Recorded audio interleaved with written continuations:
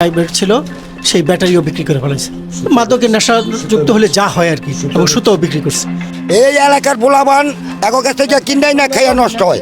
দর্শক, এই মুহূর্তে অবস্থান করছে গাজীপুর জেলার শ্রীপুর উপজেলার রাজাবাড়ী ইউনিয়নের গজারিয়া এসিআই গেট সংলগ্ন মাদক কারবারিকে কিন্তু রাজাবাড়ী ইউনিয়নের যিনি আহ্বায়ক নাজমুল হুদা শাহিন, তার নেতৃত্বে কিন্তু আজকে এক মাদক কারবারিকে কিন্তু পুলিশে সোপর্দ করেছে। মাদক কারবারির নাম হচ্ছে হিরণ। তিনি দীর্ঘদিন যাবৎ ধরে এই মাদক কারবারির সাথে জড়িত এবং তার কাছ থেকে আজকে প্রায় 8 পিস ইয়াবা পেয়েছে।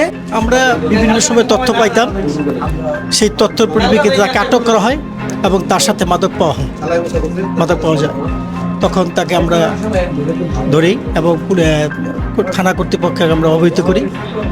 তারপর ওনারা আসছে এবং তার সাথে সাথে যারা তার কাছ থেকে মাদক নেয় তারাও 2-1 কল করছে তার মোবাইলে।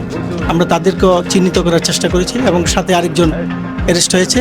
উনি ওই মাদক নিতে আসছিল এবং উনি বিভিন্ন ইয়ার সাথে জড়িত।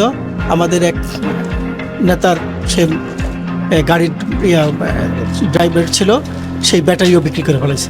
মাদকের নেশা যুক্ত হলে যা হয় আর কি, এবং সুতাও বিক্রি করছে। যাকে আমরা আজকে দীর্ঘদিন পরে তাকে হাতে নাতে পেয়েছি এবং মাদক যে কারবার তাকে আমরা পেয়েছি।